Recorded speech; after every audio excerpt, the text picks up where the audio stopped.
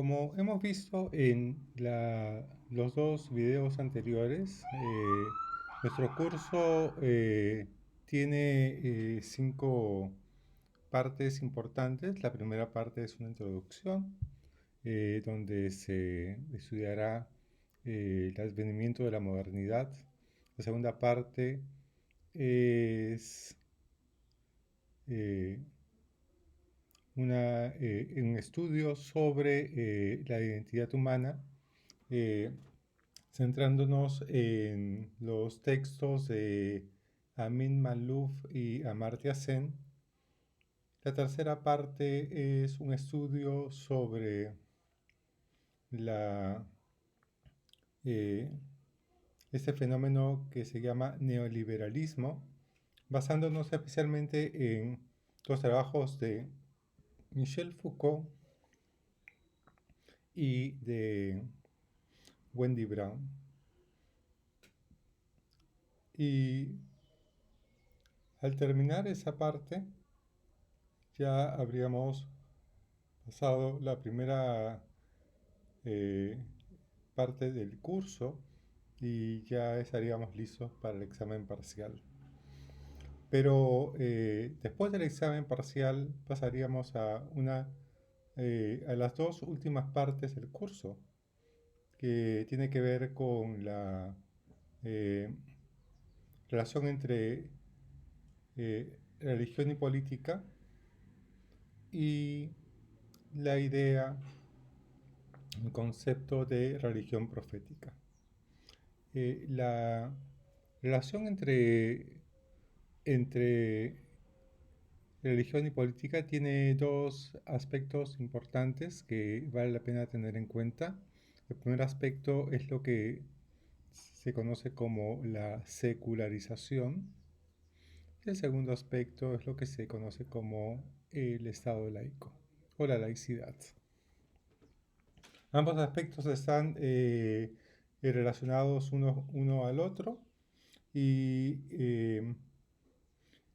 y vale la pena subrayar que mientras que la secularización es un proceso general que involucra no solamente la separación entre iglesia y Estado, sino que involucra también, digamos, una concepción de la sociedad y del lugar que tiene la religión dentro de la sociedad, la concepción del tiempo y cosas por el estilo. Se trata entonces de un fenómeno eh, grande, amplio, que se inicia eh, con la modernidad, que marca el paso de la Edad Media a la modernidad y que es sumamente importante y que tiene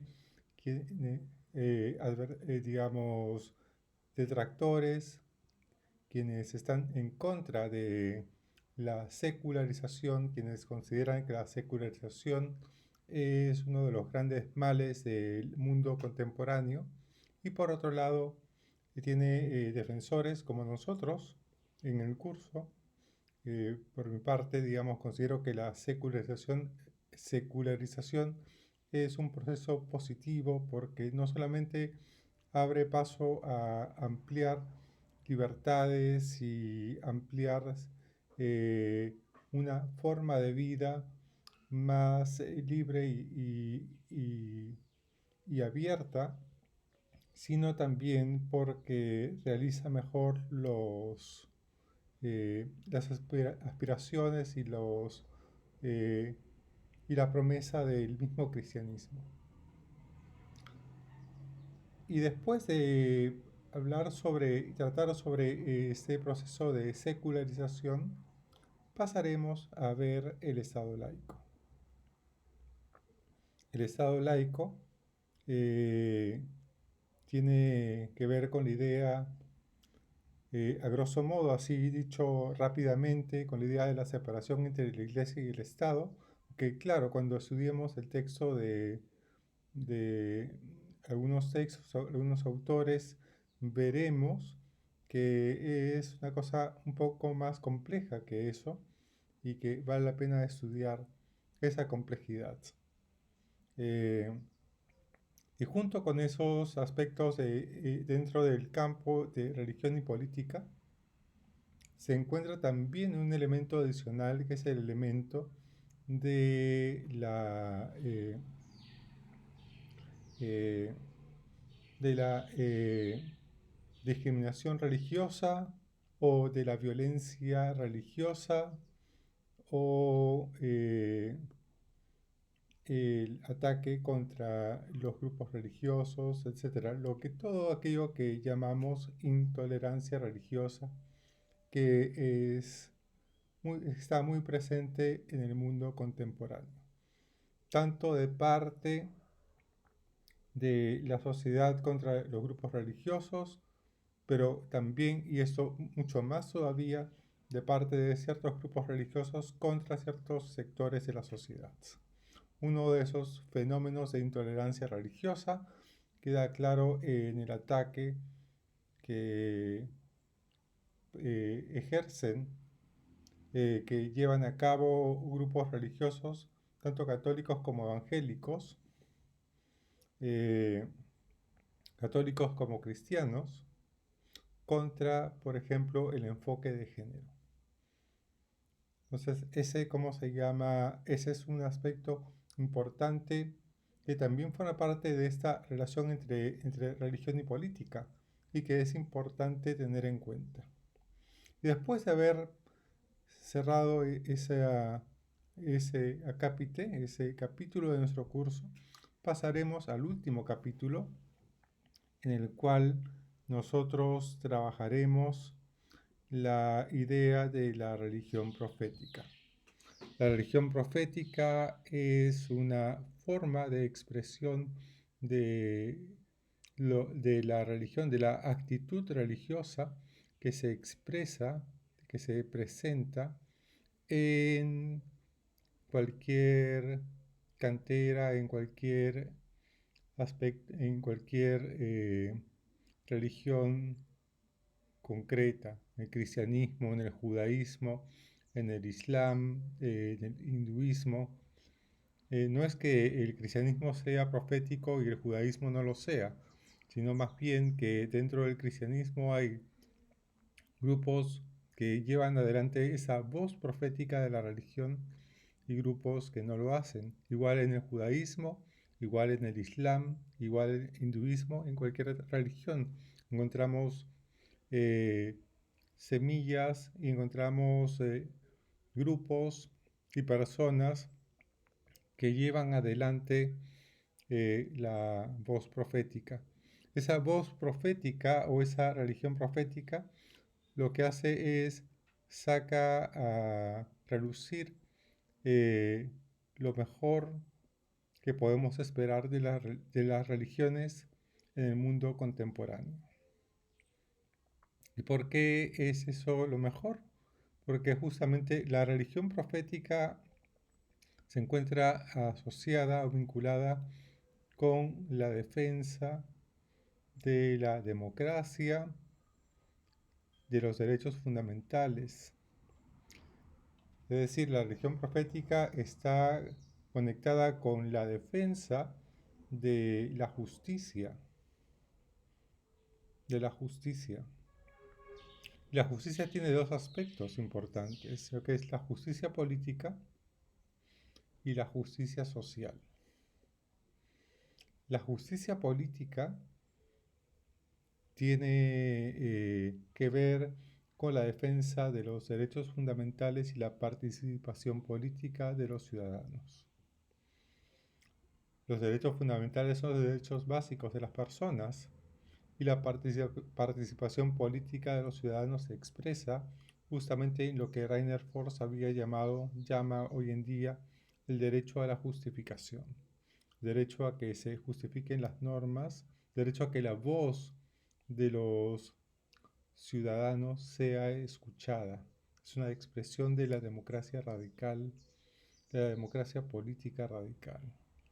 Aquí la palabra radical no quiere decir que se trate de radicalismo, de una grupos incendiarios o cosas por el estilo, sino el término se dirige a la raíz de lo que es la democracia.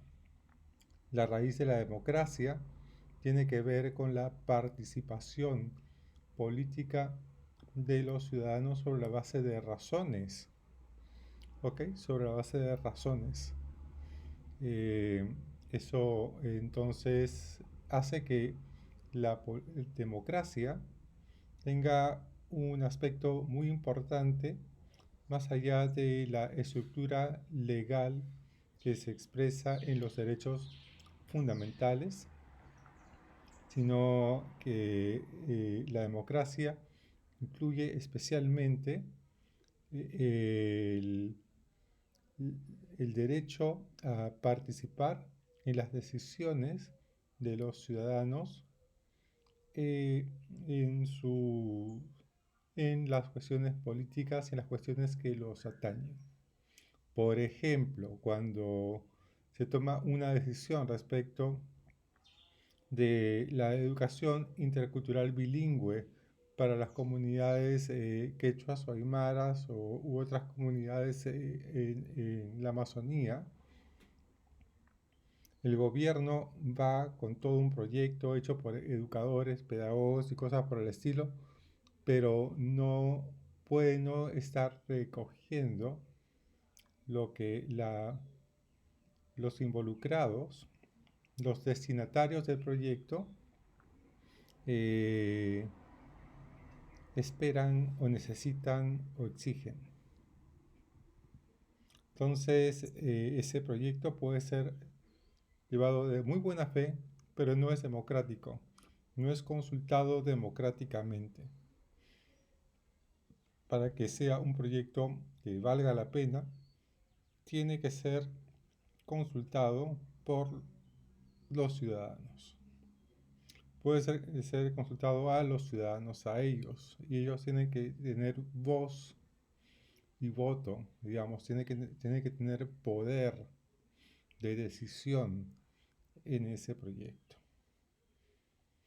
Pero al lado de esa democracia política, digamos, de esa justicia política que incorpora derechos fundamentales y participación sobre la base de razones, tenemos del otro lado, al mismo tiempo, la justicia social, que tiene que ver con aquello que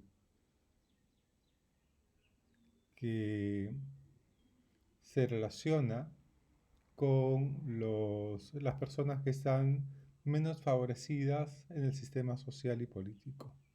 Por ejemplo, los pobres, los discapacitados, las personas que forman parte de grupos étnicos, culturales y sociales menos favorecidos de la sociedad, discriminados, rechazados, etcétera, etcétera, etcétera. Por ejemplo, hoy en día, digamos, el